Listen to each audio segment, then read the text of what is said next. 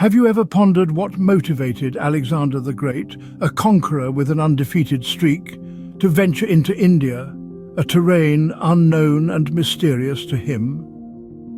The answer lies within the intricate tapestry of history, power, and ambition. In the late 4th century BCE, Alexander, the king of Macedonia, set his eyes on the bountiful lands of India.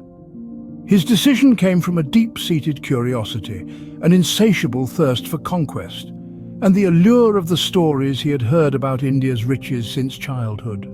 The decision was made. India was to be his next target. As with every grand venture, Alexander's journey to India began with meticulous planning. His army, known for its disciplined ranks and unparalleled courage, prepared for the road ahead.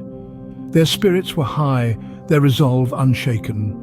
They were ready for another victory. But every journey has its obstacles, and Alexander's expedition to India was no different. The mighty Indus River stood as a formidable barrier, challenging the Macedonian conqueror and his troops. Undeterred, Alexander and his army crossed the river, a feat that showcased not only their bravery but also their strategic brilliance. Once they had crossed the Indus, the real challenge began. The Indian subcontinent, with its diverse terrain and climates, posed a plethora of difficulties.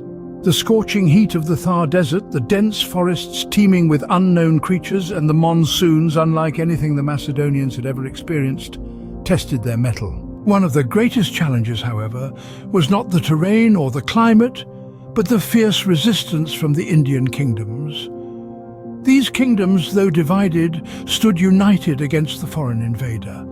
Their armies, equipped with war elephants and a deep understanding of their homeland's terrain, posed a formidable challenge to Alexander and his troops. Yet, despite these challenges, Alexander pressed on. His determination saw him through many battles, but the Battle of Hydaspes against King Porus was perhaps the most significant.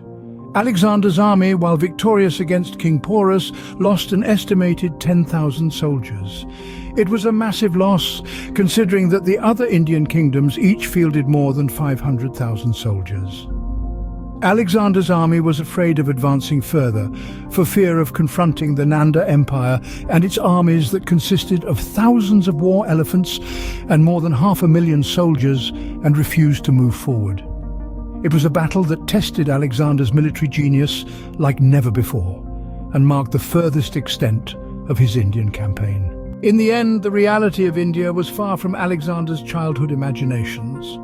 The land was not just rich and exotic, but also resilient and fiercely protective of its sovereignty.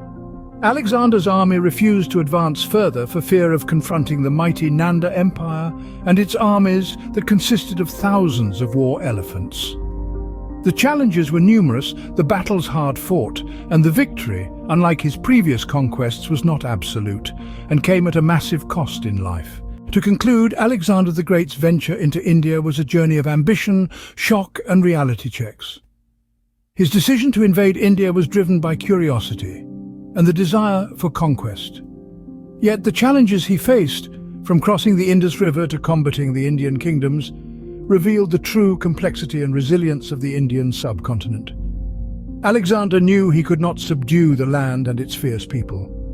This was a dream that had to remain a dream. It underscores the fact that history, in all its complexity, is a tapestry woven from the threads of ambition, power, resilience, and the harsh truths that come with them.